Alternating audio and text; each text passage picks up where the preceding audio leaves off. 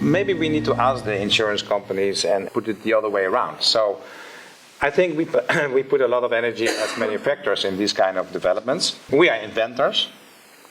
And we make something, and yes, we listen now to the patient. So different than 23 years ago.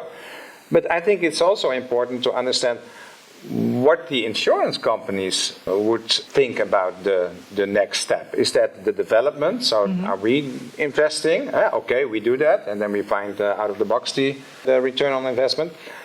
Or are they coming with something? So maybe it's a good thing to if you say, them. 2024. What do you think? Is that normal that we think for you, or that we save money for you, or are you also think with us how we need to make next steps?